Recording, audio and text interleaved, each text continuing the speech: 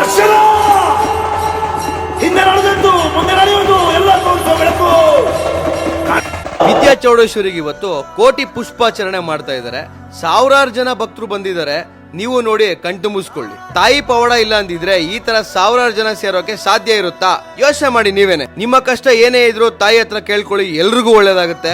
ಅಮ್ಮ ಅಂತ ಕಮೆಂಟ್ ಮಾಡದ್ ಮರಿಬೇಡಿ. ಹೌದು, ನಾವಿರೋದು ಇವತ್ತು ಶ್ರೀ ವಿದ್ಯಾ ಚೌಡೇಶ್ವರಿ ಸನ್ನಿಧಿ. ಇದಿರೋದು ಹಂಗರಹಳ್ಳಿ, ಹುಲಿದುರ್ಗ ಹೋಬಳಿ, ಕುಣಿಗಲ್ ತಾಲೂಕು. ಇಲ್ಲಿ ಪ್ರತಿದಿನ ಸಾವಿರಾರು ಜನ ಭಕ್ತರು ಬಂದು ತಾಯಿ ಹತ್ರ ತಮ್ಮ ಕಷ್ಟಗಳನ್ನ ಹೇಳ್ಕೊಳ್ತಾ ಇರ್ತಾರೆ. ದಿನೇ ದಿನೇ ಈ ಕ್ಷೇತ್ರದಲ್ಲಿ ಭಕ್ತರ ಸಂಖ್ಯೆ ಜಾಸ್ತಿ ಆಗ್ತಿದೆ ಅಂತಂದ್ರೆ ನೀವೇ ಯೋಚನೆ ಮಾಡಿ ತಾಯಿ ಪವಾಡ ಯಾವ ತರ ಇದೆ ಅಂತ.